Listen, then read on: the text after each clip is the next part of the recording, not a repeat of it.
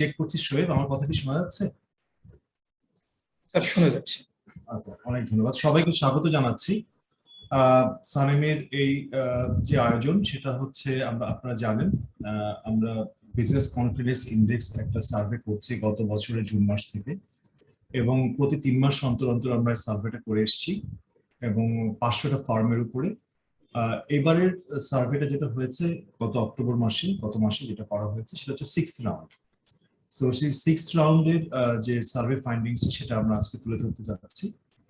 আমরা জানি যে একই সময় হয়তো বেশ কয়েকটা প্রোগ্রাম হচ্ছে, সুতরাং সেই ক্ষেত্রে হয়তো পার্টিসিপেশন কিছুটা ডিসরাপ্টেড হতে পারে, বাট তারপরও আমরা আমাদের প্রোগ্রামে, যেহেতু এটা একই সাথে ফেসবুকে লাইভ যাচ্ছে এবং এটা রেকর্ডেডও থাকবে, সুতরাং আশা করি যারা কোনো কারণে হয়তো জয়েন করতে পারছেন না তারা এই অনুষ্ঠানটা পরে দেখে নিতে পারবে, এবং হয়তো আমরা অনুষ্ঠান চলাকালীন সময় আরো পার্টিসিপেশন আরো বাড়বে। আমাদের এই অনুষ্ঠানের মূল উদ্দেশ্য, যেটা আমরা একদম শুরু থেকে বলে এসেছিলাম, যে এরকম একটা করোনার সময়, কোভিড এর সময় যখন আমরা দেখছি যে অর্থনীতির বিভিন্ন খাত ক্ষতিগ্রস্ত হয়েছে, তখন কিভাবে আমরা কতটুকু মোটামুটি আমরা মানে এরকম একটা সিচুয়েশনে নীতি নির্ধারণে কতটুকু আমরা সহযোগিতা করতে পারি, তার একটা গুরুত্বপূর্ণ পূর্বশর্ত হচ্ছে আসলে সঠিক তথ্য জেনারেট করা। এবং সেই জায়গা থেকে, সেই তাগিদ থেকে সানেম আমরা শুরু থেকে এরকম একটা সার্ভে করে এসেছি, এবং এটার সার্ভেটাতে আপনারা যারা আগের অনুষ্ঠানগুলোতে আপনারা অংশগ্রহণ করেছেন, আপনারা দেখেছেন যে আমরা বেশ কিছু সেক্টর অর্থনৈতিক সেগুলো আমরা কভার করেছি, এবং সেই বেশ কিছু ইন্ডিকেটর উপর বেস করে আমরা অ্যানালিসিস আমরা প্রেজেন্ট করেছি এবং আজকেও করতে যাচ্ছি। কারণ এটা আমাদের মূল উদ্দেশ্যটাই হচ্ছে যে এটা নীতি নির্ধারণে যতটুকু সম্ভব সহায়তা করা যায়। এবং আরেকটা বিষয় হচ্ছে যে আমাদের যেহেতু একটা নলেজ গ্যাপ আছে, যে অনেক ক্ষেত্রে আপনারা জানেন যে গত 1.5 বছরের অধিক সময়, করোনাকালের সময় সরকার বেশ কিছু পদক্ষেপ নিয়েছে, অনেক ক্ষেত্রে খুবই প্রশংসনীয় পদক্ষেপ, stimulus package, social protection programme, নানা ধরনের উদ্যোগ নিয়েছে, কিন্তু এগুলো কতটুকু পৌঁছেছে এবং তাদের এই পৌঁছানোর ক্ষেত্রে কি ধরনের সমস্যাগুলো হচ্ছে, সানেম কিন্তু বিভিন্ন গবেষণার মাধ্যমে সেগুলো তুলে ধরার চেষ্টা করেছে। এবং আমরা আশা করি যে এই যে তথ্যগুলো আমরা, অথবা আমাদের গবেষণা এবং আমাদের যে অ্যানালিসিস যেটা আমরা তুলে ধরার চেষ্টা করছি, সেটা নীতি নির্ধারণে একটা বেটার পলিসি ফর্মুলেশন, যে কথাটা আমরা বলতে চাই সবসময়, ইনফর্ম পলিসি ফর্মুলেশনে সহায়তা করবে। আমি আবারও সবাইকে ওয়েলকাম জানাচ্ছি।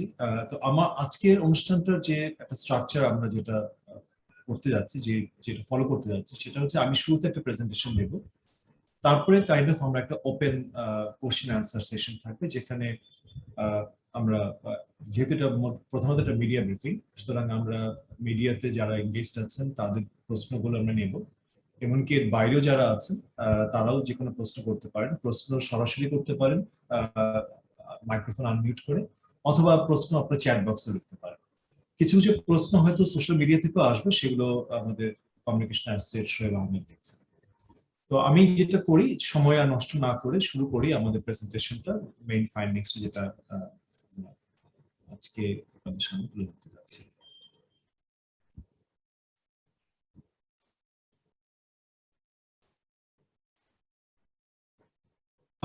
আমি যেটা একটু আগেই বলেছি যে এটা একটা 6th রাউন্ড, তার মানে আগের 5টা রাউন্ডেরও বেশ যথেষ্ট আমাদের তথ্য উপাত্ত আমরা জোগাড় করেছি।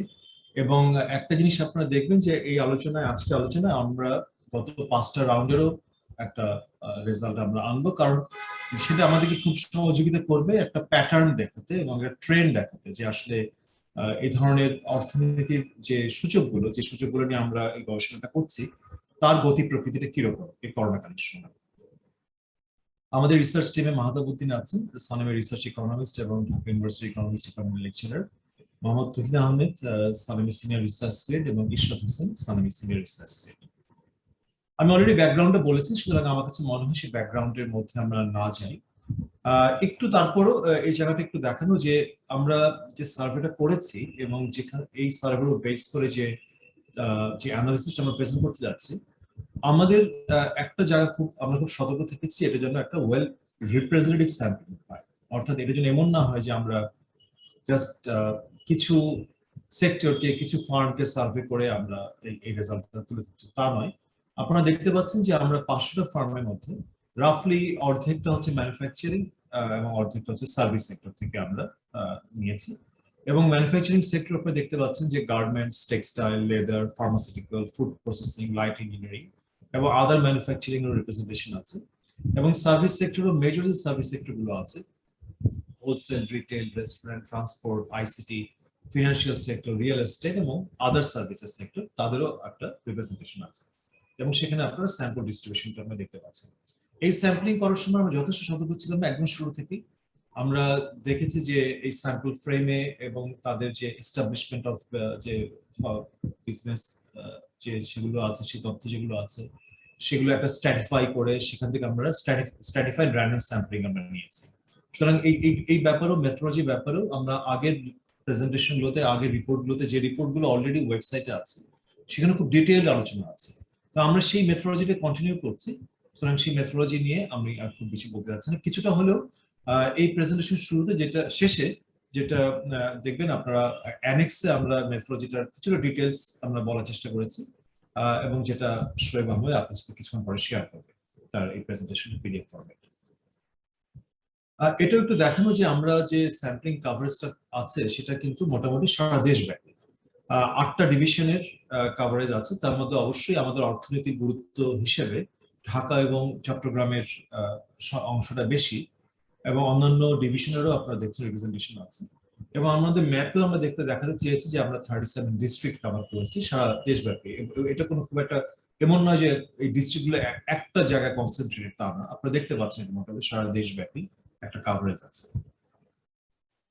আমরা প্রেজেন্টেশন যখন এই বিসিআই অথবা এই survey, business conference index survey presentation আমরা দেই, এই স্লাইডটা একটু আমি সময় ব্যয় করি, কারণ অনেকে দেখা যায় যে নতুন অনেকে হয়তো শুনছেন বিষয়টা। এর আগে যারা শুনছেন তাদের জন্য হয়তো অতটা খুব বেশি সমস্যা নয়, কিন্তু নতুন যারা শুনছেন তারা একটু দেখবেন যে আমরা এখানে দুটো প্রেজেন্ট বিজনেস স্ট্যাটাস ইন্ডেক্স, অর্থাৎ তার প্রেজেন্ট বিজনেস স্ট্যাটাস, তার এই মুহূর্তে তার বিজনেস স্ট্যাটাসটা কিরকম অবস্থা, তার তার বিজনেস যেটা চলছে তার সেটা অবস্থাটা কিরকম, সেটাকে আমরা বলছি পিবিএসআই।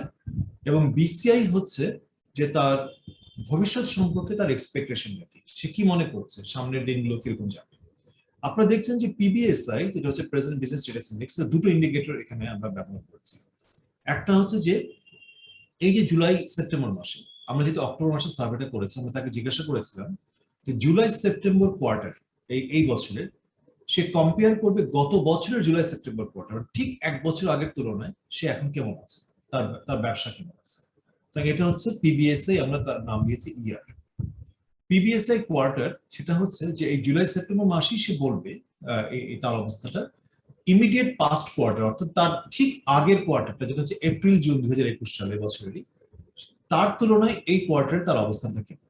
সুতরাং এটা হচ্ছে পিবিএসআই কোয়ার্টার। আর বিসিআই হচ্ছে business conference index next quarter, অর্থাৎ এই ফার্মের যে রেসপন্ডেন্ট উনি বলছেন যে এই জুলাই সেপ্টেম্বরে দাঁড়িয়ে, অর্থাৎ জুলাই সেপ্টেম্বরে তার যে অবস্থানটা ছিল সেটার সাপেক্ষে আগামী যে কোয়ার্টার যেটা হচ্ছে অক্টোবর ডিসেম্বর 2021, যেটা এখন চলমান, যেটা এই কোয়ার্টারে তিনি কি মনে করছেন যে তার বিজনেসের অবস্থাটা কেমন যাবে। সো এটা হচ্ছে মোর অফ কনফিডেন্স, তার এক্সপেকটেশন তার নেক্সট কোয়ার্টার সম্পর্কে। সো আপনারা বুঝতে পারছেন এখানে দুটো স্ট্যাটাস ইন্ডেক্স আছে, একটা বছরের সাথে ঠিক এক বছর আগের তুলনায় সে কম্পেয়ার করবে, আরেকটা হচ্ছে তার ঠিক আগের কোয়ার্টারের সাথে তুলনা করবে, এবং আরেকটা হচ্ছে তার এক্সপেকটেশন অথবা বিজনেস কনফিডেন্স যে নেক্সট কোয়ার্টারে তিনি কি মনে করছেন তার বিজনেস কেমন যাবে। এবং আরেকটা জিনিস এটাও আমরা একটুখানি রিপিট করি যে আমরা এই যে পিবিএসআই বিজনেস স্ট্যাটাস ইন্ডেক্স অথবা বিসিআই বিজনেস কনফিডেন্স ইন্ডেক্স, আমরা 6টা ব্রড ক্যাটাগরি অথবা ইন্ডিকেটর নিয়ে আমরা কনস্ট্রাক্ট করেছি: profitability, investment, employment, wage, business cost এবং সেলস অথবা এক্সপোর্ট। কারণ আমরা এক্সপোর্ট হচ্ছে যারা এক্সপোর্ট ওরিয়েন্টেড ফার্ম তাদের জন্য, এবং সেলস যারা ডোমেস্টিক মার্কেটে যারা সেল করছে তাদের জন্য। এবং এটা আবার একটু কুইকলি বলি যে আমরা বেসিক্যালি আপনারা দেখছেন স্কোরিং, আমরা একটা স্কোরিং করি, স্কোরিং যত উপরের দিকে যাবে তত হচ্ছে বেটার, তার অবস্থা ইমপ্রুভ করছে। এবং এটা মোটামুটি আমরা ওটাকেই একটা রিফ্লেকশন আমরা বলতে পারি, যদি স্কোরিং যত উপরের দিকে যাচ্ছে তত এটা ইমপ্রুভ করছে। আমি এই স্লাইডটাতে খুব বেশি যাচ্ছি না, এটা হচ্ছে বেসিক কিছু সার্ভে ফর্মের বেসিক ফিচার্স, যেটা আপনার সাথে যেহেতু প্রেজেন্টেশন শেয়ার করা হবে আপনারা দেখতে পারবেন যে এখানে বেসিক্যালি ফার্ম সাইজের ডিস্ট্রিবিউশনটা আছে, লোকেশনের ব্যাপারটা আছে, ঢাকা বাইরে ইপিজেডে আছে কিন্তু ইপিজেডের বাইরে কতটা, ওনারশিপ নিয়ে কথাবার্তা আছে, ফিমেল ওনারশিপের কথাবার্তাগুলো আছে, তারপরে রেসপন্ডেন্টের জেন্ডার ব্যাপার আছে, average employment size, operation years of farm, কত বছর ধরে ফার্মটা অন অ্যাভারেজ অপারেট করছে, সেই জিনিসগুলো আছে। আপনারা এগুলো আপনাদের যখন শেয়ার করা হবে রেকর্ড হিসেবে আপনাদের কাছে থাকবে। এখন আমরা যেটা আসি প্রেজেন্টেশনের যেটা মূল জায়গা, যে বেসিক্যালি রেজাল্টস এর একটা সামারি আপনাদের সামনে একটু আমরা তুলে ধরতে চাই। সুতরাং প্রথমে আমরা একটু দেখি যে প্রেজেন্ট বিজনেস স্ট্যাটাস ইন্ডেক্স তার মুভমেন্টটা কি গত বছর থেকে। আমরা 6টা রাউন্ডের রেজাল্ট আপনাদের সামনে একসাথে তুলে ধরছি এবং এখানে দুটো লাইন দেখতে পাচ্ছেন। ব্লু লাইন যেটা নিচেরটা সেটা হচ্ছে বেসিক্যালি আপাতত নিচের এই পর্যন্ত, সেটা হচ্ছে ইয়ার অন ইয়ার, যেটা আমি একটু আগে ব্যাখ্যা করেছি। আর উপরে রেড লাইনটা হচ্ছে এখানে, সেটা হচ্ছে কোয়ার্টার অন কোয়ার্টার তার বিজনেস স্ট্যাটাস। আপনারা দেখতে পাচ্ছেন যে ইয়ার অন ইয়ার যেটা, এটা মোটামুটি একটা কনসিস্টেন্ট রাইজ আছে। এবং এখন যে লাস্ট রাউন্ড যেটা জুলাই সেপ্টেম্বর 2021 সালে যেটা আমাদের 6th রাউন্ডে যে রেজাল্ট, সেটা কিন্তু দেখা যাচ্ছে যে প্রেজেন্ট বিজনেস স্ট্যাটাস ইন্ডেক্স সর্বোচ্চ, মানে তার ইয়ার অন ইয়ার এর এখন তার অবস্থা, মানে আমরা বলবো যে তুলনামূলকভাবে আগের রাউন্ডগুলোর তুলনায়, অন্যান্য 5টা রাউন্ডের তুলনায় আমরা যে তথ্য পেয়েছি, আমাদের এই রাউন্ডে ফার্মগুলো বলেছে তাদের সিচুয়েশন অনেকটা ইমপ্রুভ করেছে। এবং আপনারা হয়তো খেয়াল করছেন যে ইয়ার অন ইয়ারের হিসেবে এই প্রথমবারের মতো বেসিক্যালি তার 50 মার্কস ক্রস করেছে ইয়ার অন ইয়ার হিসেবে। সুতরাং আমরা এটাকে অবশ্যই একটা ইমপ্রুভমেন্ট বলবো যে এই জুলাই সেপ্টেম্বর কোয়ার্টারে এই ফার্মগুলো অন অ্যাভারেজ তারা বলছে তাদের অবস্থান ইমপ্রুভ করেছে আগের সময়ের তুলনায়। এমনকি কোয়ার্টার অন কোয়ার্টারে যেটা পিবিএসএ কোয়ার্টার, আমরা গত রাউন্ডে একটা ফল দেখেছিলাম এবং সেটার একটা বড় একটা কারণ ছিল এপ্রিল জুন মাসে আমরা জানি যে সেকেন্ড ওয়েভ এবং ওই সময় লকডাউন এবং বেশ বড় ধরনের ডিসরাপশন হয়েছিল, আমরা একটা ফল দেখেছিলাম। তো সেখান থেকে আমরা একটা রিকভারি দেখছি যে কোয়ার্টার অন কোয়ার্টার। সুতরাং ইন জেনারেল এখানে একটা মেইন মেসেজ হচ্ছে যে অন অ্যাভারেজ ফার্মগুলো তারা মনে করছে যে জুলাই সেপ্টেম্বর মাসে তাদের বিজনেসে একটা রিকভারির একটা বড় ধরনের প্রোগ্রেস আছে, যেটা আমরা পরের স্লাইডগুলোতে আমরা তার রিফ্লেকশন আমরা দেখতে পাবো, which is a good news. আমরা এটা আমরা খুব বেশি সময় দিব না এখানে, কিন্তু এটা আমরা যে 6টা ইন্ডিকেটর কথা বলেছিলাম, সেই 6টা ইন্ডিকেটর ধরেও আমরা কিন্তু ইমপ্রুভমেন্ট গুলো যাচাই বাছাই করতে পারি। এবং সেখানে আপনারা দেখছেন যে বিভিন্ন ইন্ডিকেটর, প্রতিটি ইন্ডিকেটর ইমপ্রুভমেন্ট হয়েছে ইয়ার অন ইয়ার হিসেবে। কিন্তু যেটা হয়তো সবচেয়ে কম ইমপ্রুভমেন্ট হয়েছে সেটা হচ্ছে বিজনেস কস্ট। অর্থাৎ এখনো ফার্মগুলো মনে করছে যে বিজনেস কস্ট ক্ষেত্রে যেটা হচ্ছে যে তার যে কস্টগুলো সে ফেস করে, নানা ধরনের কস্ট, ফর্মাল ইনফর্মাল নানা ধরনের, সেখানে কিন্তু ইমপ্রুভমেন্ট খুব বেশি নেই। এবং সেটা আমরা পরেও দেখবো যে বেসিক্যালি আমরা একটা এনাবলিং বিজনেস এনভায়রনমেন্ট ইন্ডেক্স আমরা কনস্ট্রাক্ট করি, তার সাথে আমরা একটু রিলেট করতে পারবো। সো কিন্তু তারপর আমরা দেখতে পাচ্ছি যে ইমপ্রুভমেন্ট হয়েছে বেশ কিছু জায়গায়, যেমন আমরা সেলস এবং এক্সপোর্টে একটা বড় ধরনের ইমপ্রুভমেন্ট দেখছি। অ্যাজ ইকোনমি ওপেন আপ হয়েছে, মানে বেসিক্যালি লকডাউন থেকে বের হয়ে আসছে, ইকোনমিক অ্যাক্টিভিটিস গুলো নর্মাল জায়গায় পৌঁছার চেষ্টা করছে, এবং সেই ক্ষেত্রে আমাদের এক্সপোর্টের একটা ভালো পারফরমেন্স আমরা দেখেছি এই সময়। তো সবকিছু মিলিয়ে আমাদের কিন্তু সেলস এবং এক্সপোর্টে একটা ভালো প্রোগ্রেস আমরা দেখতে পাচ্ছি।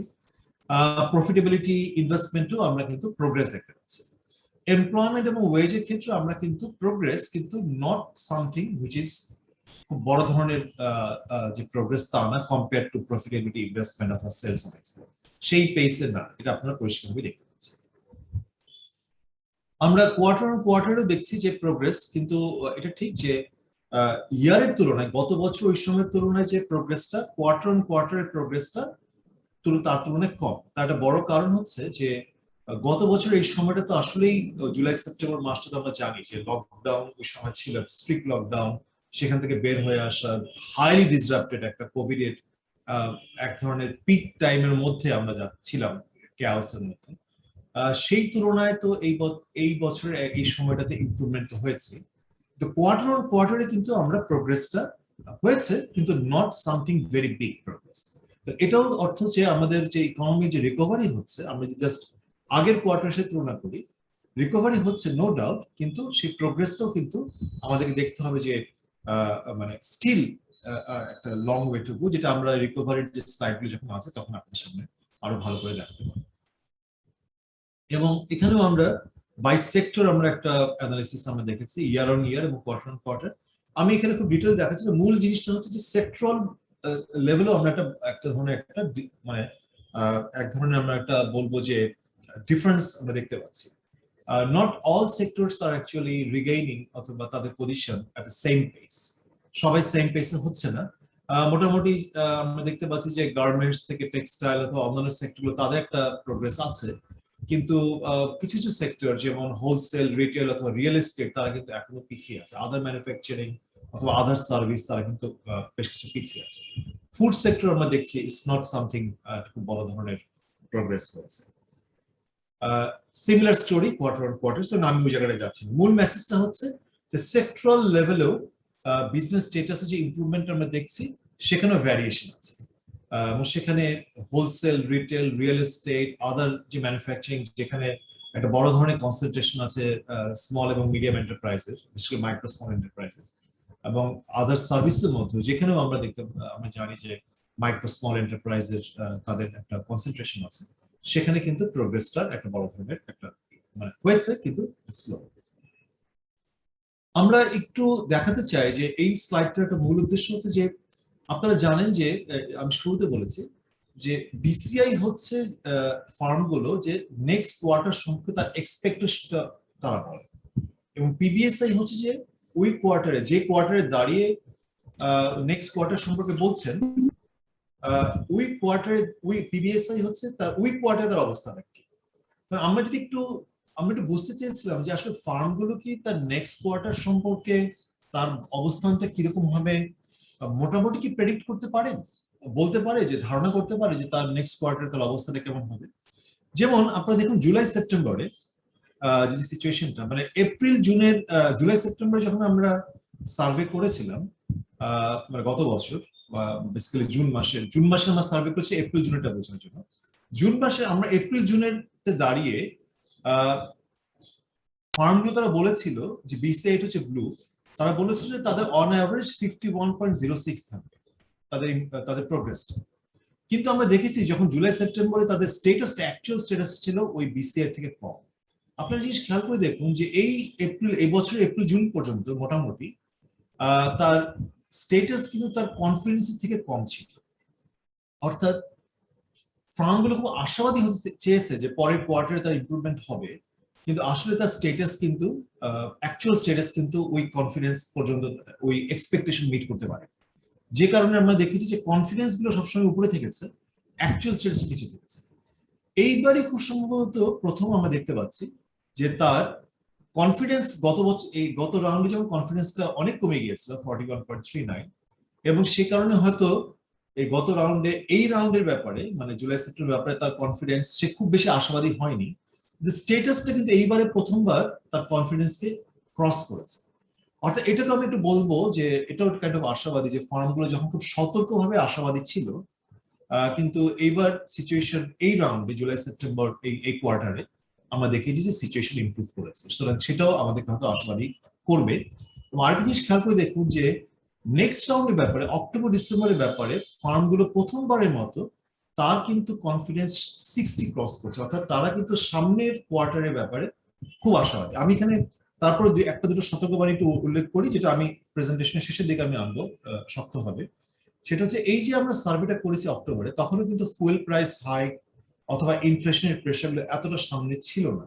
সুতরাং ফুয়েল প্রাইস হাইক যদি এই সার্ভের মধ্যে আসতো, যেহেতু আমাদের সার্ভে পিরিয়ড যে সময় করেছি তখন ফুয়েল প্রাইসটা বাড়ানো হয়নি, তখন এই কনফিডেন্সটা এতটা হতো কিনা সেই ব্যাপারে একটা সন্দেহ থেকে যায়, যে আলোচনাটা আমরা একটু পরে আর একটু ডিটেল আলোচনা করব। যেটা ঠিক যে ফুয়েল প্রাইসের হাইক মানে বাড়ার আগে ফার্মগুলোর এক্সপেকটেশন কিন্তু আমি বলবো যে গত 6টা রাউন্ডের মধ্যে সর্বোচ্চ তারা মনে করছে যে সামনের মাসগুলোতে তাদের বিজনেসের অবস্থা, তারা মনে করেছে বিজনেস অবস্থা ইমপ্রুভ করবে, আরো ভালো হবে, এবং প্রথমবারের মতো তাদের এটা 60 মার্ক ক্রস করেছে। এবং আমরা মোটামুটি এটা ইন্ডিকেটর ওয়াইজও আমরা ইমপ্রুভমেন্ট দেখছি। কিন্তু একটা জিনিস আমি একটু বলতে চাই যে যদিও প্রফিটেবিলিটি অথবা ইনভেস্টমেন্ট অথবা সেলস এবং এক্সপোর্টের ব্যাপারে তাদের কনফিডেন্সটা তারা ইমপ্রুভ করেছে, কিন্তু যে জায়গাটা আমাদের একটু উদ্বেগের জায়গা সেটা হচ্ছে যে এমপ্লয়মেন্ট এবং ওয়েজের ব্যাপারে কিন্তু ইমপ্রুভমেন্ট আছে, বাট নট ওই পেসে না।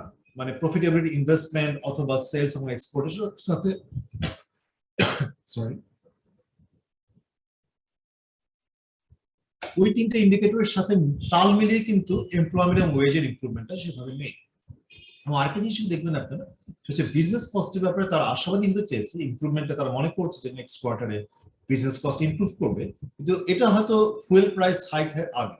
ফুয়েল প্রাইসটা যদি কনসিডার করতো তাহলে হয়তো বিজনেস কস্টের ব্যাপারে এই যে ইমপ্রুভমেন্ট আমরা দেখছি সেটাও হয়তো একটা সন্দেহ থেকে যায় যে এই ইমপ্রুভমেন্টটা কতটুকু আসলে তাদের যে এক্সপেকটেশন কতটুকু আছে, যেটা আমরা নেক্সট রাউন্ডে যে সার্ভেটা আমরা করবো জানুয়ারি মাসে তখন তো কিছুটা হলো এই জিনিসটা উঠে আসবে।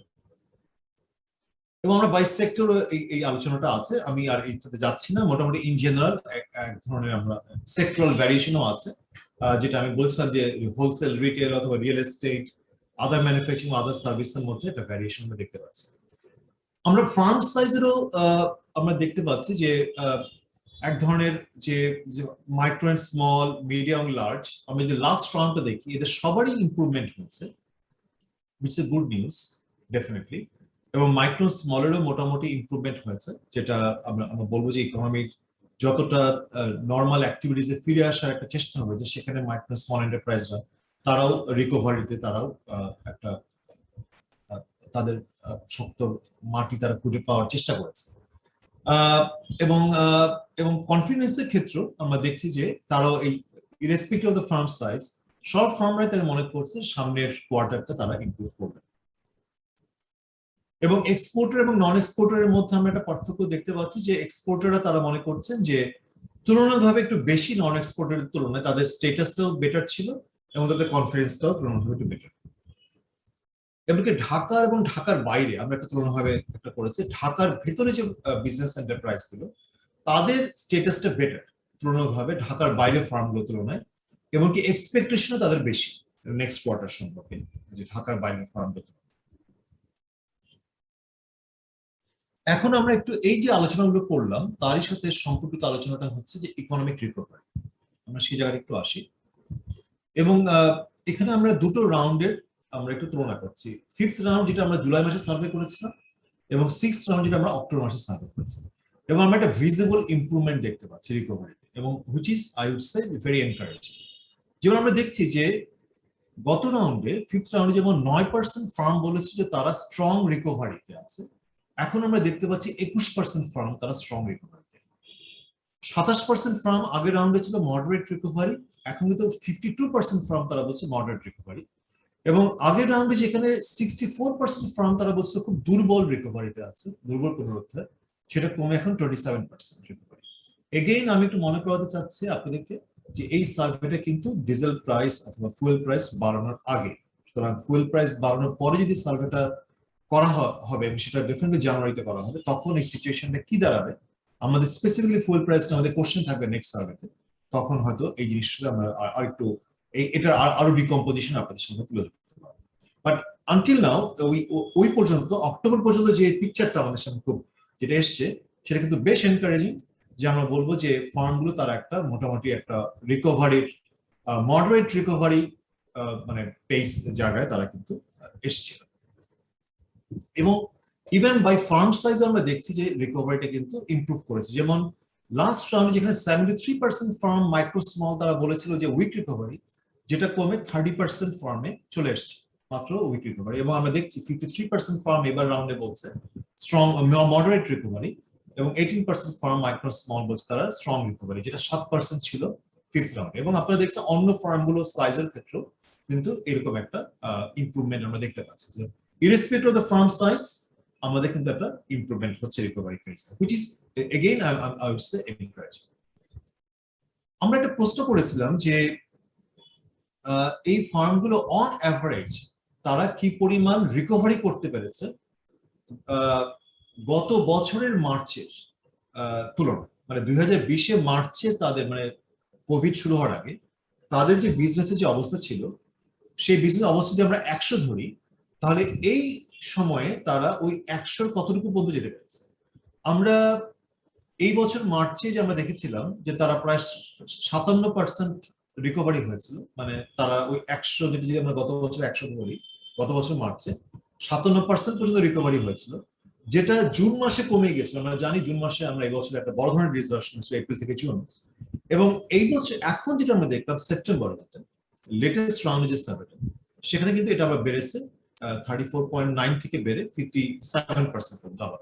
তার মানে আমরা এটা বললাম যে এই গত দুটো পিরিয়ডে আমরা গত 5th রাউন্ডের তুলনায় 6th রাউন্ডে আমরা কিন্তু রিকভারির একটা আবার সেই ট্র্যাকে ফিরে আসার একটা আমরা দেখতে পাচ্ছি, যেটা এই বছরের শুরুর দিকে আমরা সিচুয়েশনে দেখেছিলাম। এবং আমরা এটা মোটামুটি irrespective of the firm size, whether it is micro স্মলে কিনা, মিডিয়ামে কিনা অথবা লার্জে কিনা, আমরা কিন্তু এই ইমপ্রুভমেন্ট আমরা দেখতে পাচ্ছি।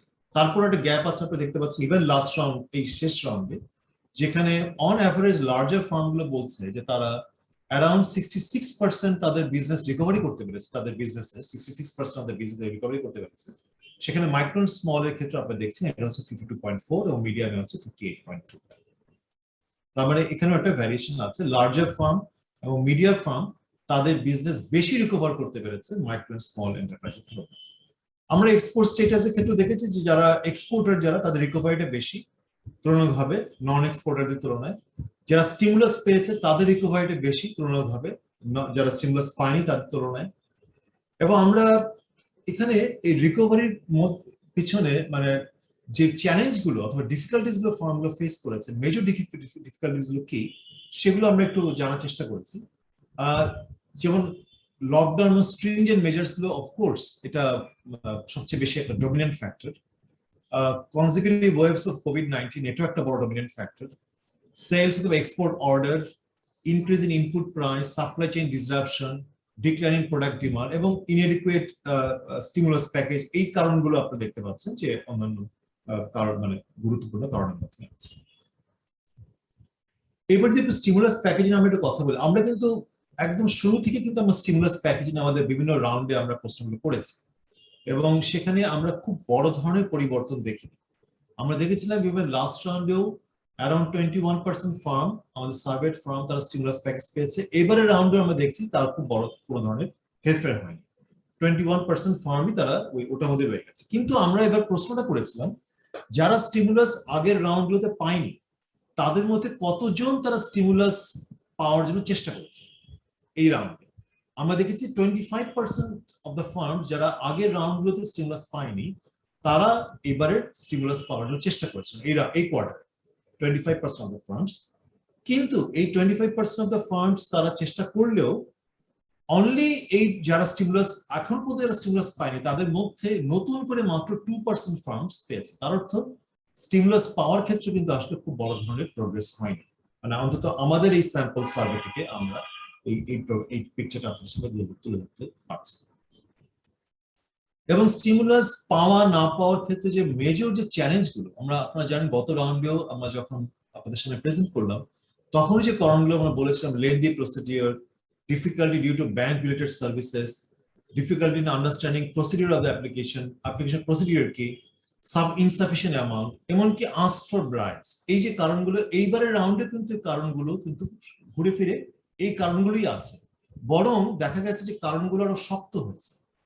এমনকি ask for bribes যেটা পার্সেন্টেজটা বেড়ে গেছে, এটা কিন্তু আমাদের কাছে মনে হয় যে একটু শঙ্কার ব্যাপার, যে সামগ্রিকভাবে তাহলে এই স্টিমুলাস প্যাকেজ ম্যানেজ করা এবং সেক্ষেত্রে যে প্রাতিষ্ঠানিক যে দুর্বলতার বিষয়টা সেটা কিন্তু আসলে কাটিয়ে ওঠা যায় এই নানা অভিযোগ সত্ত্বেও। আমরা একটু বিজনেস এনভায়রনমেন্টের জায়গাটায় আসি, যেটা আমরা গত কয়েকটা রাউন্ডে আমরা কিন্তু একটা enabling business environment index construct করছি 10টা ইন্ডিকেটর উপর বেস করে।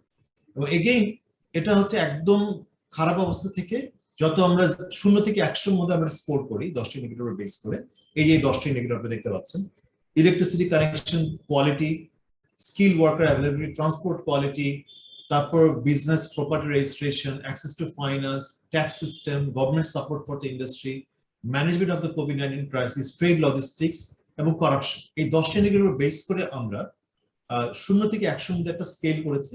এবং সেখানে আমরা দেখতেছি যে আমরা ট্র্যাক করতে পারি যে কিভাবে এনেবলিং বিজনেস এনভায়রনমেন্ট ইন্ডেক্সের চেঞ্জ হচ্ছে।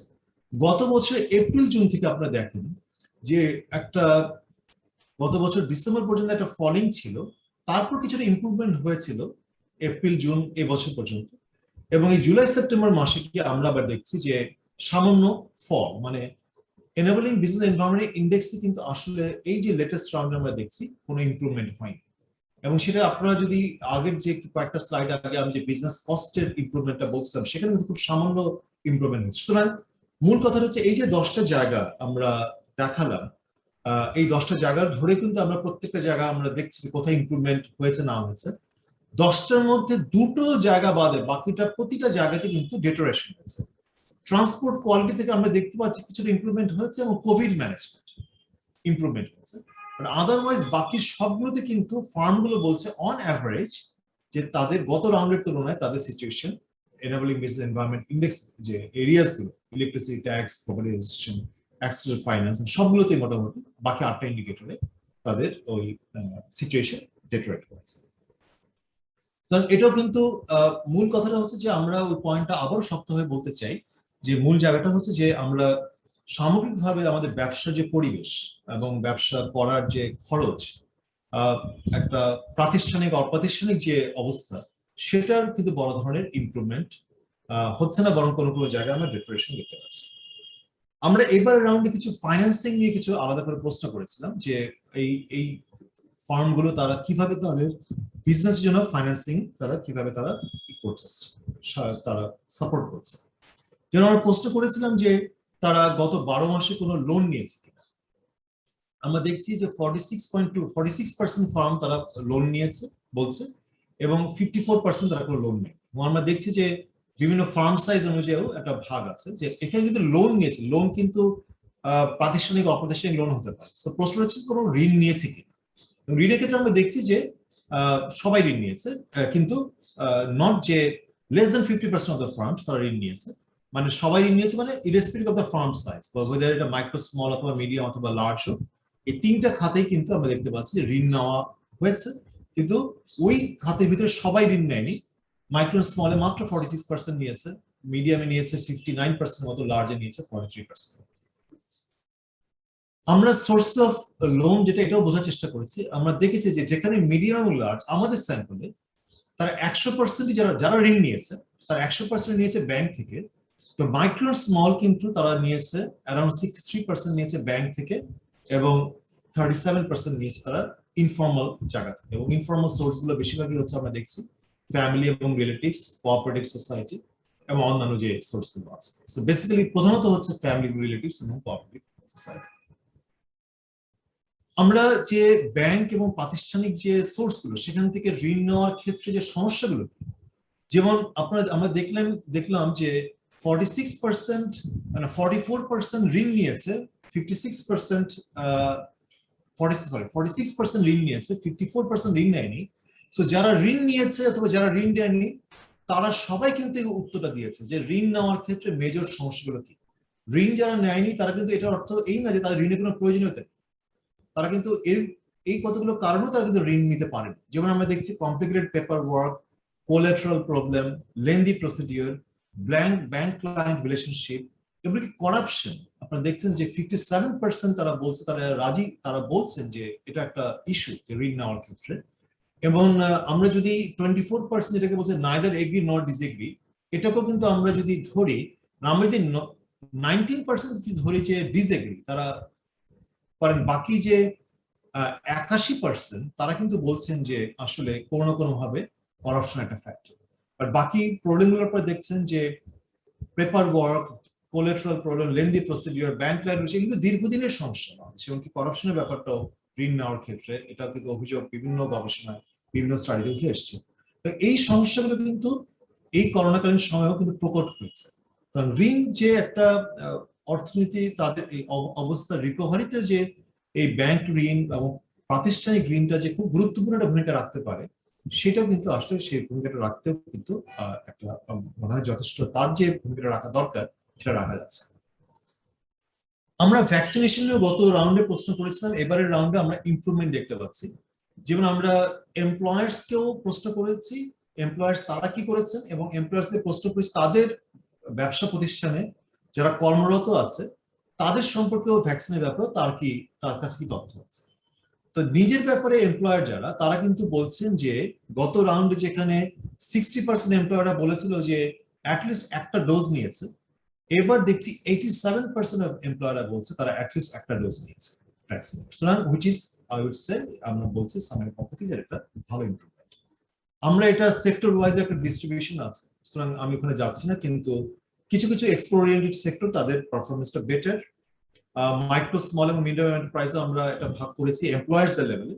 এটা ঠিক যে আমরা দেখছি মিডিয়াম এবং লার্জ ফার্মে তাদের তুলনামূলকভাবে তাদের বেশি, তাদের এমপ্লয়াররা তাদের বেশি নিয়েছে, অ্যাটলিস্ট একটা ডোজ নিয়েছেন।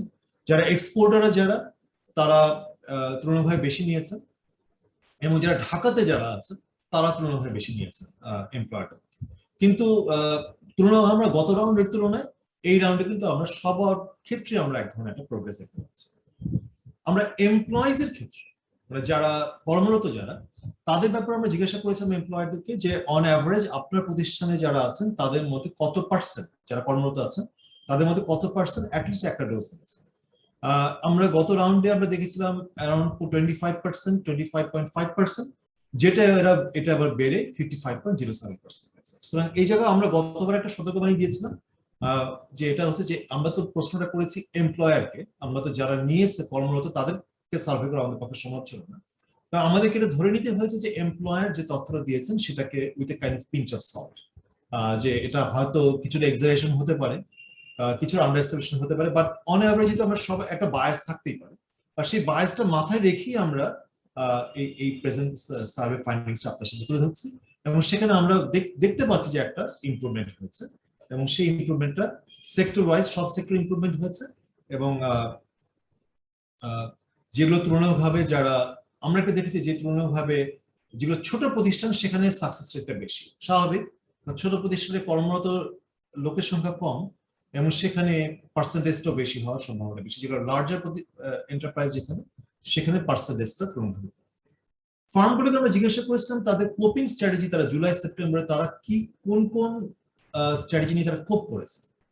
এখনো দেখতে পাচ্ছি আপনারা একটু আগে আমি আলোচনা করলাম যেখানে ব্যাংক ঋণ অনেকের জন্য এখনো সমস্যা, ওন সেভিংস নিজের সেভিংস তারা কিন্তু এখনো 70% উপরে ফার্ম তারা তার উপর রিলাই করছে, 41% ফার্ম তারা বড় করছে অথবা ঋণ নিচ্ছে, যেটা আমাদের আগের তথ্যের সাথে মিলে যায়। স্টিমুলাস প্যাকেজ 18% ফার্ম, যেটা আসলে আমরা দেখেছি 20 থেকে 21% এরকম রেঞ্জের মধ্যে ফার্মগুলো তারা স্টিমুলাস পেয়েছে। প্রায় 14% ফার্ম তারা ইভেন শ্রমিক ছাঁটাই করেছে, 13% ফার্ম তারা ইভেন স্যালারি অথবা ওয়েজ কাট করেছে।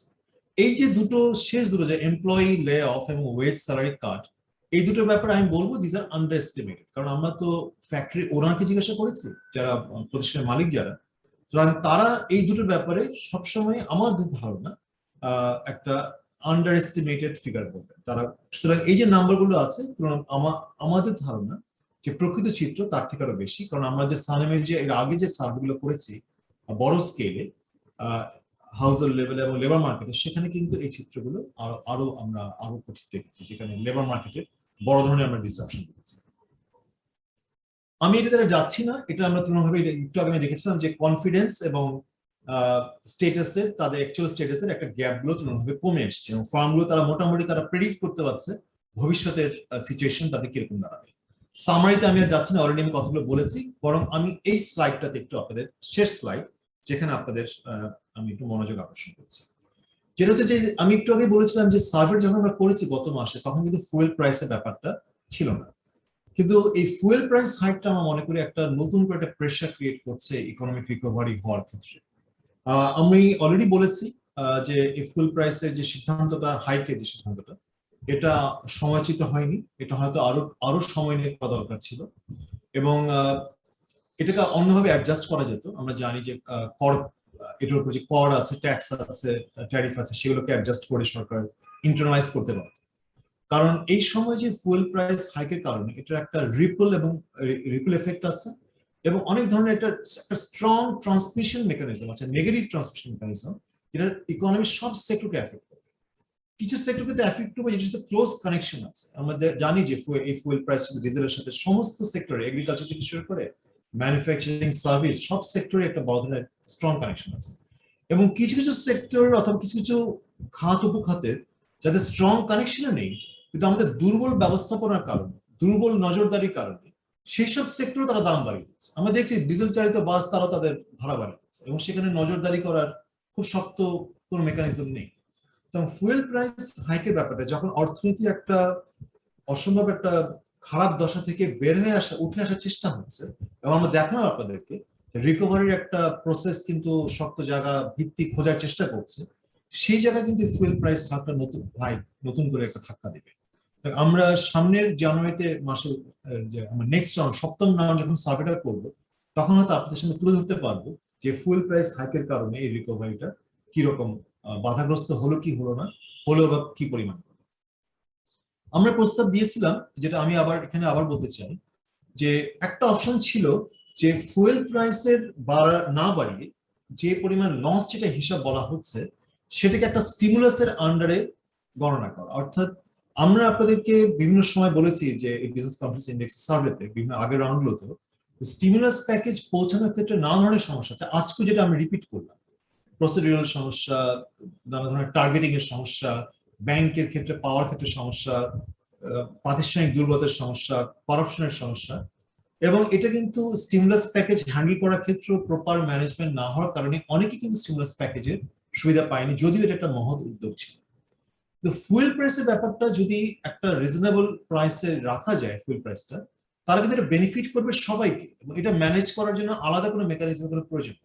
সুতরাং এটাকে যদি যে লসটা বলা হচ্ছে, আমরা জানি 7 বছর 43,000 কোটি টাকা বিপিসি লাভ করেছে, তো যে লসটা বলা হচ্ছে লসটা যদি at least for the next 6 month একটা স্টিমুলাসের আওতায় ধরে এটাকে বলা হচ্ছে যে না, সরকার এই ডিজেল প্রাইস আন্তর্জাতিক বাজারে দাম বাড়লেও ডোমেস্টিক মার্কেটে আপাতত দামটা কমিয়ে রাখছে, কারণ তাতে এটা সামগ্রিকভাবে দেশের অর্থনীতিতে একটা ইতিবাচক অর্থনৈতিক রিকভারিতে ইতিবাচক ভূমিকা রাখে।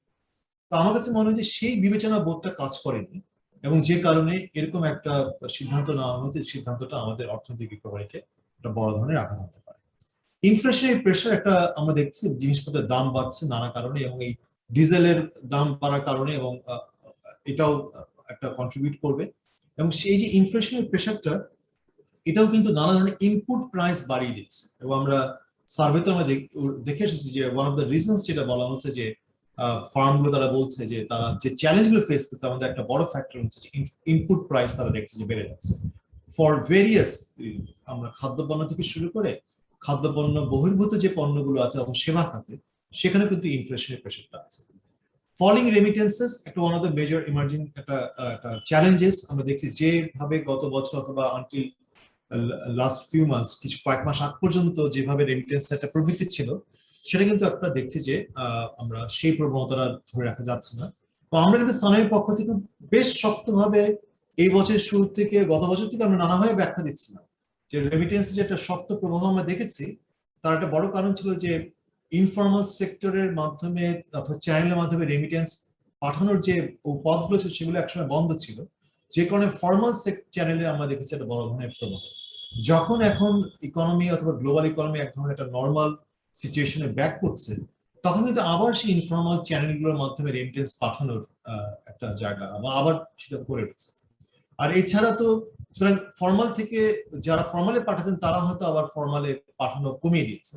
আর ইন এনি কেস যে গ্লোবাল ইকোনমি তো আমরা দেখছি নানা ধরনের আরেকটা ওয়েভের, যেটা new COVID-19 wave, north America এবং ইউরোপে কিন্তু আরেকটা আশঙ্কা আসছে, এমনকি দক্ষিণ এশিয়াতেও কিন্তু, ভারতে কিন্তু বলা হচ্ছে আরেকটা ওয়েভের জায়গা আছে। সেটা আমাদের দেশে কিভাবে আসবে, সামনের মাসগুলোতেও আমরা কিভাবে কোভিড যে নতুন ওয়েভ যেটা, সেটার ব্যাপারে আমাদের প্রস্তুতি কিরকম আছে, এবং সেই প্রস্তুতির মধ্যে লাস্ট যে পয়েন্ট আমি বলবো যে need for a wider coverage of vaccination.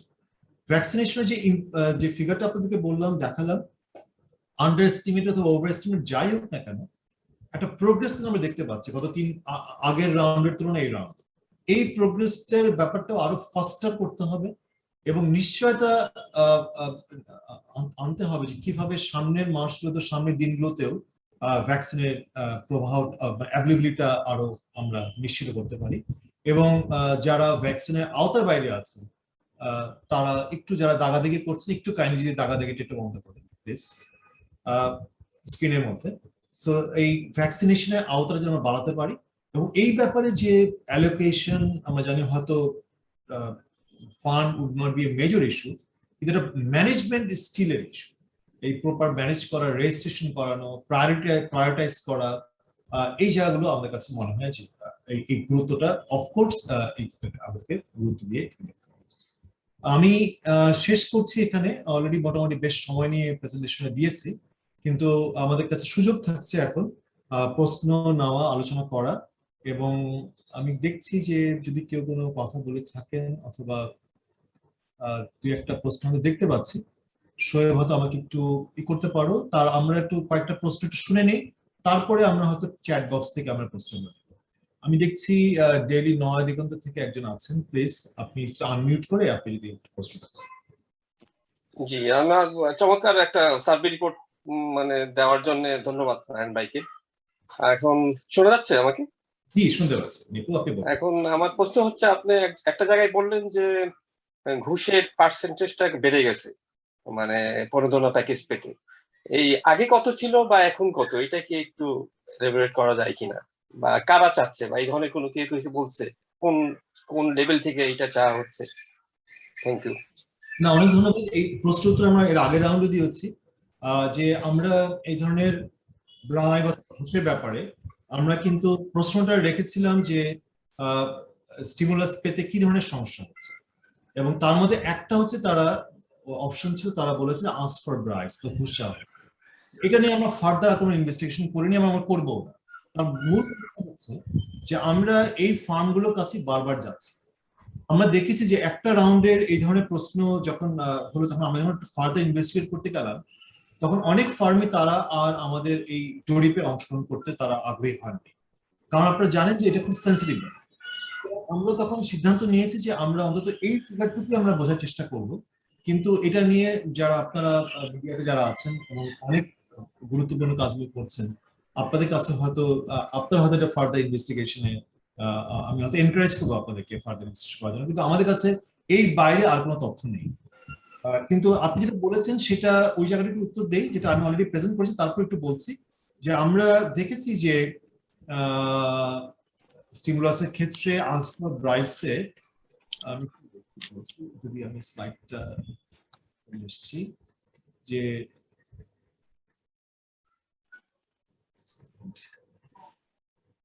হ্যাঁ, আমরা গত রাউন্ডে দেখেছিলাম 123টা ফার্ম তারা রেসপন্ড করেছিল, তার মধ্যে 12% ফার্ম তারা বলেছিল যে আস্ক ফর ব্রাইবস, অথবা আমি যদি হয় বলি 52% ফার্ম মানে অর্ধেকের বেশি তারা বলেছিল তারা বলেছিল না, কোনো ব্রাইব নেই। কিন্তু 48% ফার্ম তারা বলেছিল যে হ্যাঁ, মানে কেউ মানে তারা কিছু বলেনি, কেউ কিছু বলেনি। 36% ফার্ম আর 12% ফার্ম তারা বলেছিল গত রাউন্ডে জুলাই মাসে যে ঘুষ চাওয়া হচ্ছে। কিন্তু এইবারের রাউন্ডে আমরা দেখতে পাচ্ছি এবারের রাউন্ডে রেসপন্ড করেছে 105টা ফার্ম এই প্রশ্নটা, এবং তার মধ্যে 31% ফার্ম তারা বলছে ডিসএগ্রি করছে। তার মানে 69% ফার্ম তারা কিন্তু বলছে কোনো না কোনো ভাবে যে ঘুষের ব্যাপারে তারা বলছে, যেমন 30% ফার্ম বলছে হ্যাঁ ঘুষ চাওয়া হয়েছিল, এবং 38% ফার্ম তারা চুপচাপ ছিল। তো আমরা যদি চুপচাপ প্লাস এগ্রি এই দুটোকে এক করি, তাহলে 68% ফার্ম অথবা 69% ফার্ম তারা বলছে যে কোনো না কোনো ভাবে ঘুষের ব্যাপারে তারা অস্বীকার করেনি অথবা ইনবক্স, সুতরাং পার্সেন্টেজটা বেড়েছে আপনি যদি বুঝে থাকেন। আমি হয়তো তখনও বলতে চেয়েছি যে এটা একটা উদ্বেগের জায়গা, বর্ধমানের উদ্বেগের জায়গা। ওকে, থ্যাংক ইউ। আর কোনো প্রশ্ন? আমি জি 71 টিভি থেকে একটা প্রশ্ন দেখছি। জি, আপনি বলেছেন যে আপনাদের সার্ভে অনুযায়ী যে ব্যবসা বাণিজ্যের পরিস্থিতি উন্নতি হয়েছে, তবে অনেকের মজুরি কমেছে এবং নতুন কোনো কর্মসংস্থান হয়নি। আবার একটু আগে বললেন যে তেলের দাম বাড়ানোটা ঠিক হয়নি। আমরা জানি যে এর আগে অন্য বেসরকারি সংস্থাগুলো যে একটা রিপোর্ট দিয়েছে সেখানে বলেছে যে প্রায় 2.5 কোটি লোক দরিদ্র সীমা যোগ হয়েছে নতুন করে। এই যে তেলের দাম বৃদ্ধি, আপনি কি মনে করেন যে এর ফলে আবার নতুন করে দারিদ্র্যের হার বাড়বে অথবা জনসংখ্যার একটা যোগ হবে? অনেক ধন্যবাদ। আমরা সানেমের পক্ষ থেকে কিন্তু একটা সার্ভে করেছিলাম, খুব লার্জ স্কেল সার্ভে, যেটা এই বছরের শুরুর দিকে আমরা প্রেজেন্ট করেছিলাম। সেখানে কিন্তু আমরা বলেছিলাম প্রায় নতুন করে 2.5 কোটি পরিবার দারিদ্র্য সীমার নিচে পড়ে গেছে। এবং এখন যে তেলের দাম বৃদ্ধি, এবং এটাকে যদি ইন্টারনালাইজ না করা যাবে, এটার কারণে যদি সামগ্রিকভাবে জিনিসপত্রের দাম আরো বাড়তে থাকে, অলরেডি বেড়েছে, আরো যদি বাড়তে থাকে, তাহলে অবশ্যই এটা দরিদ্রদের উপরে নতুন করে প্রেশার ক্রিয়েট করবে। এবং আপনারা দেখেছেন যে পিপিআরসি, বিআইজিডি তারা একটা সার্ভে করে তারা বলছেন নতুন করে আরো বেশ কিছু পরিবার দরিদ্র হয়েছে। সুতরাং এখানে তো আমার কাছে মনে হয় যে এখানে অস্বীকার করার কোনো কারণই নেই যে সামগ্রিকভাবে দেশের দারিদ্র পরিস্থিতির আসলে উন্নতি হয়নি এই করোনাকালীন সময়, বরং অবনতি হয়েছে। এবং এই যে নতুন করে যে দ্রব্যমূল্য বৃদ্ধির যে প্রেশারটা আসে, সেটা কিন্তু দারিদ্র পরিস্থিতিকে আরো একটা নতুন করে অতিরিক্ত প্রেশার ক্রিয়েট করবে। কাজের সংকটে, যেটা আমি আমাদের প্রেজেন্টেশনে আমি বললাম যে আমরা বিজনেস কনফিডেন্সের ক্ষেত্রে অথবা অবস্থার ক্ষেত্রে যে ইমপ্রুভমেন্ট গুলো, অন্য ইন্ডিকেটর যেরকম ইমপ্রুভমেন্ট দেখছি, কর্মসংস্থান এবং মজুরির ক্ষেত্রে কিন্তু ইমপ্রুভমেন্টের হারটা খুব স্লো। তা এগুলোকে আমরা মিলাতে পারি যে আসলে সামগ্রিকভাবে দারিদ্র পরিস্থিতি কর্মসংস্থান এবং মজুরির ক্ষেত্রে কিন্তু অতিরিক্ত প্রেশার ক্রিয়েট করছে। এবং আমরা যদি আপনার প্রশ্নটাকে যদি ওই জায়গায় উত্তরটা দেই, হ্যাঁ, তেলের মূল্য বৃদ্ধি এটা নতুন করে একটা প্রেশার ক্রিয়েট করবে, এবং সেই প্রেশার সামলানোর জায়গাটা আমরা হয়তো, এবং সেটা কতটুকু করেছে কিছুটা হলেও আমরা হয়তো নেক্সট রাউন্ডে ফার্ম লেভেলেও কিছুটা তথ্য আপনাদের সামনে তুলে ধরতে। আর কোনো প্রশ্ন যদি আপাতত আমি একটু চেক করি, চ্যাট বক্সে একটা প্রশ্ন আছে।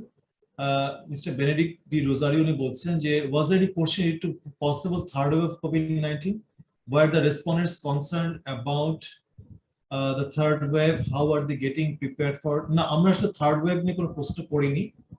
আপনার অনেক ধন্যবাদ আপনার প্রশ্নের জন্য। আমরা হয়তো নেক্সট রাউন্ডে জিনিসটাকে একটু সামনে নিয়ে আসবো, কিন্তু আমাদের থার্ড রাউন্ড নিয়ে আমি যদি তুহিন, তারপর তুমি একটু চেক করে দেখো যে আমি কোনো কারণে মিস করলাম কিনা, চেক করে আমাকে জানাও যে থার্ড রাউন্ড নিয়ে আমরা থার্ড ওয়েভ নিয়ে কোনো প্রশ্ন করেছি। আমি দেখতে পাচ্ছি বিইউপির লেকচারার ইকোনমিক্সে ওয়াসিক সাজিদ খান একটা প্রশ্ন করতে যাচ্ছে। ওয়াসিক, হ্যাঁ প্লিজ।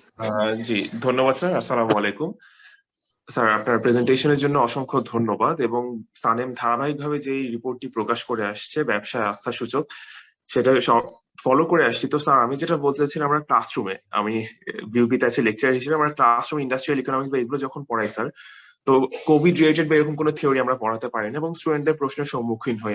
আমরা নিজেরাও প্রশ্নের উত্তর খোঁজার চেষ্টা করি যে কিভাবে এটা সলিউশন খোঁজা যায়।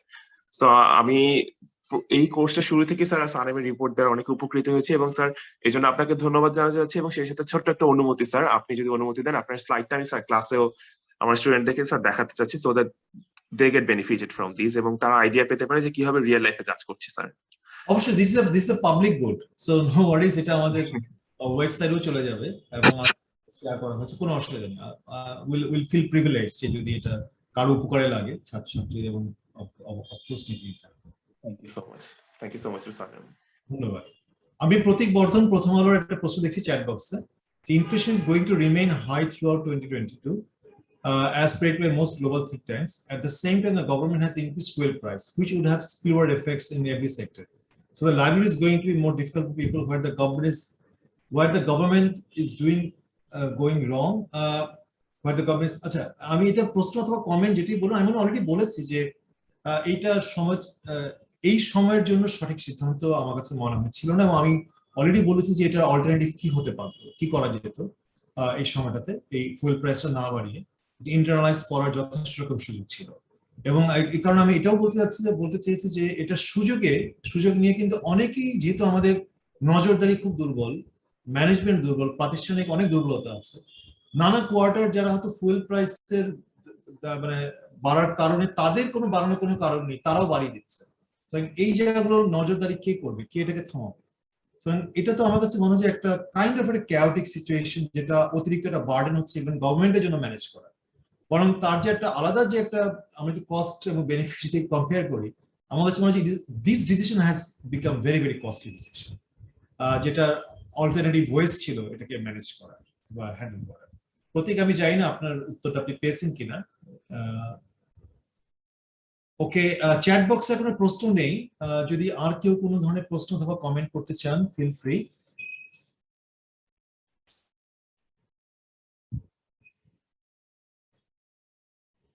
আমার মনে হয় খুব বেশি প্রশ্ন তো দেখছি না সেরকম কারো, অথবা শোয়েব যদি আর কিছু থাকে তো করতে পারো। আর বাট তুহিন, আমরা কি ওই জিনিসটা চেক করেছি যে আমরা থার্ড ওয়েভ নিয়ে কোনো প্রশ্ন করেছি কিনা? স্যার, আমরা থার্ড ওয়েভ নিয়ে কোশ্চেনটা করা হয়নি স্যার, আমরা নেক্সট রাউন্ডে সেটা ইনক্লুড করতে পারি। Thank you.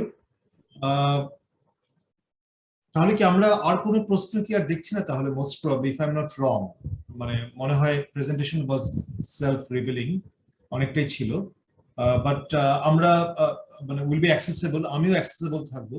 যে আমি দেখতে পাচ্ছি যে বিজনেস স্ট্যান্ডার্ড, ডেইলি স্টার, প্রথম আলো এবং অন্যান্য পত্রিকা থেকে আছেন, অনেকেই আছেন এবং মিডিয়া থেকে আছেন। যদি এটার উপর ফার্দার কোনো কমেন্টস অথবা কোনো কিছু চান, আমরা অ্যাভেলেবল আছি এবং will be glad to respond to your queries.